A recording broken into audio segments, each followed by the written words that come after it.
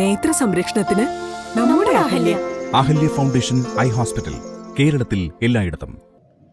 സംസ്ഥാന ബജറ്റിലെ ജനദ്രോഹ നിർദ്ദേശങ്ങൾക്കെതിരെ കോൺഗ്രസ് മാറാടി മൂവാറ്റുപുഴ ടൗൺ മണ്ഡലം കമ്മിറ്റികളുടെ സംയുക്താഭിമുഖ്യത്തിൽ പ്രതിഷേധ ധർണ സംഘടിപ്പിച്ചു.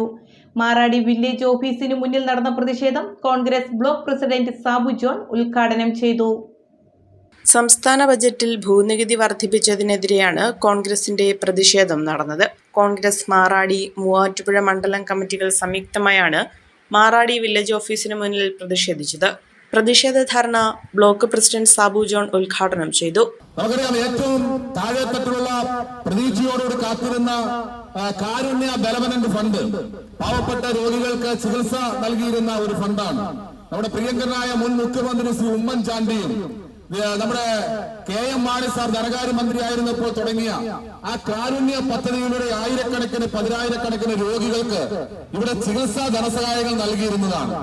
അതിലേക്ക് 1 രൂപ വകവച്ചില്ല എന്ന് മാത്രമല്ല, ആ ഫണ്ട്, ആ കാരുണ്യ ഫണ്ട് തന്നെ ഈ ഗവൺമെന്റ് നിർത്തലാക്കിയിരിക്കുന്ന ഒരു അവസ്ഥയിലൂടെയാണ് മുന്നോട്ട് പോകുന്നത്. നമുക്കറിയാം, ഇവിടെ ക്ഷേമ പെൻഷൻ എല്ലാവരും പ്രതീക്ഷിച്ചു. ക്ഷേമ പെൻഷൻ 100 രൂപയെങ്കിലും വർദ്ധിപ്പിക്കുമെന്ന് കരുതി. പക്ഷേ വർദ്ധിപ്പിച്ചില്ല എന്ന് മാത്രമല്ല, 1600 രൂപ പെൻഷൻ കിട്ടിയിരുന്നത് ഇപ്പോൾ 6 മാസമായി കുടിശ്ശികയാണ്. നമുക്കറിയാം, പൊതുവിപണിയിൽ വിലവർദ്ധന വരുമ്പോൾ ഇടപെടേണ്ട സിവിൽ സപ്ലൈസ് കോർപ്പറേഷൻ സപ്ലൈകോയില് 4500 കോടി രൂപയാണ് അവിടെ സപ്ലൈകോയില് സാധനങ്ങൾ കൊണ്ടുവന്ന കരാറുകാർക്ക് നൽകാനുള്ളത്.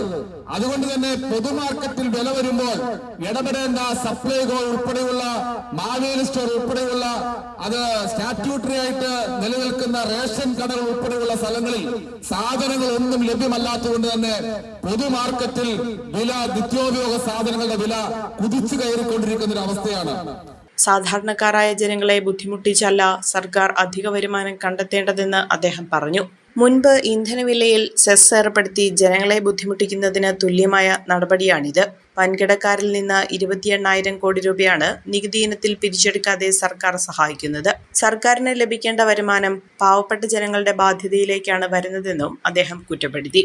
മാറാടി മണ്ഡലം പ്രസിഡന്റ് PP ജോളി പ്രതിഷേധത്തിൽ അധ്യക്ഷത വഹിച്ചു.